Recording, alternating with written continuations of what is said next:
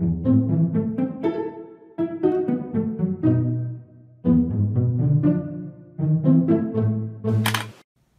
Moussaillon, je suis le capitaine et je vous souhaite la bienvenue à bord. Aujourd'hui, je vous propose de lever l'ancre pour Legion of Super Heroes. Si vous me suivez depuis un moment maintenant, vous devez commencer à comprendre que j'ai un certain problème avec un certain type d'animation récente. Pour ne pas dire moderne. Tirez-en les conclusions que vous voulez.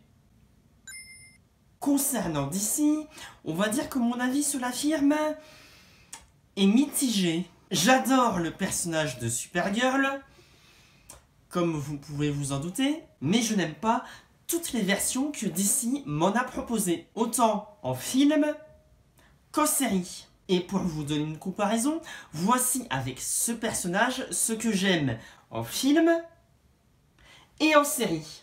Oui, je sais, je triche un peu là, mais vous avez compris l'idée. Et non, je n'ai finalement pas eu l'occasion d'aller voir The Flash au cinéma, malgré le fait qu'il y a une version de Supergirl dedans, parce que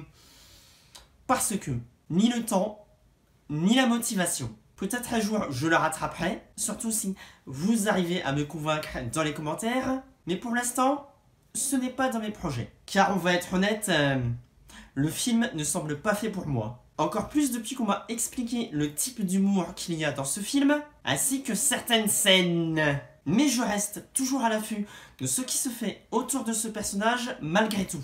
Si bien que lorsqu'un nouveau film avait été annoncé autour de ce personnage, et qu'en plus il serait un film d'animation, bon pas au cinéma, mais je prends ce que j'ai, j'avais une certaine curiosité malgré tout autour du projet. Pas assez pour qu'il figure dans mes plus grosses attentes de 2023, mais quand même. D'autant plus que j'ai une certaine affection pour ce nouveau design que DC propose dans leurs films d'animation. Encore une fois, directement en DVD Blu-ray. À la place au cinéma, on a Crypto. Voilà. Et au moins, on n'a pas un énième Spider-Man-like. Oui, c'est toi que je regarde, Tortue Ninja. Et oui, on en parlera à sa sortie. A votre avis, je vais l'aimer ou pas? Mettez-le en commentaire. Ceci étant, je ne vais pas faire durer le suspense plus longtemps. De toute façon, vous avez vu la miniature de cette vidéo. Oui, j'ai adoré ce film.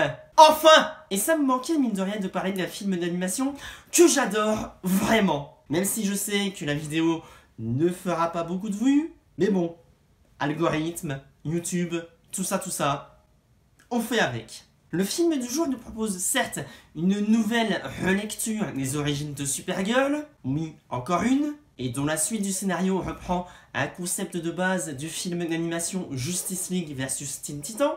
Excellent film, mais titre à revoir, à savoir un jeune personnage qui est envoyé par un adulte au sein d'une autre équipe pour apprendre à travailler en équipe et ainsi en savoir plus sur le sens des responsabilités, tout ça. Cette équipe étant ici la Légion des super-héros, qui donne donc son titre au film. Et je ne vous cache pas que je ne suis pas un grand connaisseur de cette équipe. Autant les Teen Titans, oui. Autant la Justice League, oui. Autant celle-là, J'avais déjà eu l'occasion de voir quelques épisodes de la série d'animation il y a quelques années, mais sans plus. Peut-être qu'un jour je m'y remettrai. Comme Young Justice, tiens. N'hésitez pas également à me donner vos avis sur ces séries dans les commentaires. Oui, je sais, je force beaucoup aujourd'hui, mais je rentabilise. Et ici, on va être honnête, ils font plus office de figuration qu'autre chose. Car le film se concentre ici vraiment sur Supergirl.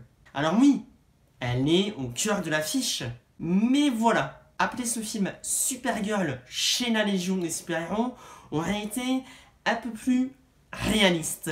Mais bon, passons.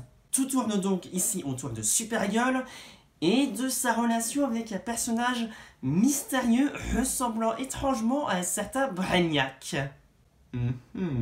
Voilà, basiquement, le résumé de ce film. Alors non, ne vous attendez pas ici à une philosophie recherchée de fou dans ce film, ni à des twists de taré, ce n'est pas ce qui vous est proposé ici. Mais sachez que l'histoire reste assez bien ficelée pour arriver, au moins à titre personnel, à me toucher émotionnellement. Et si vous me connaissez depuis un moment, vous savez que c'est ce que je recherche dans un film avant tout.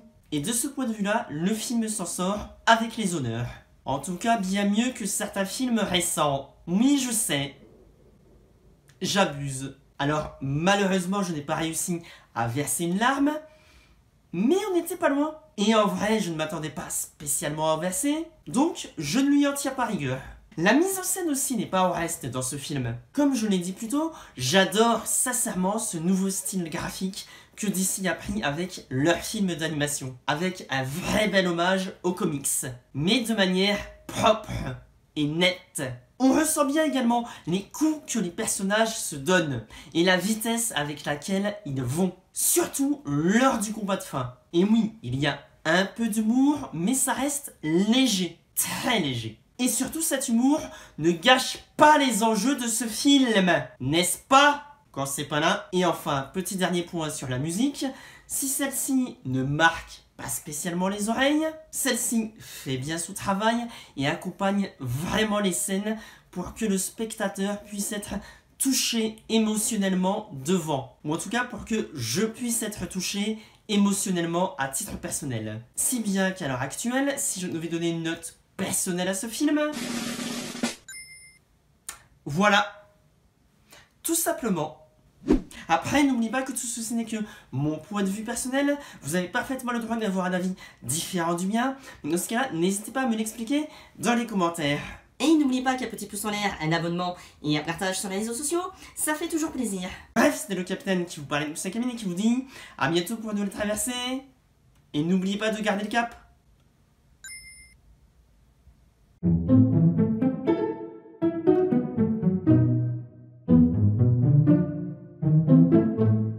Pour arriver, au moins à titre personnage,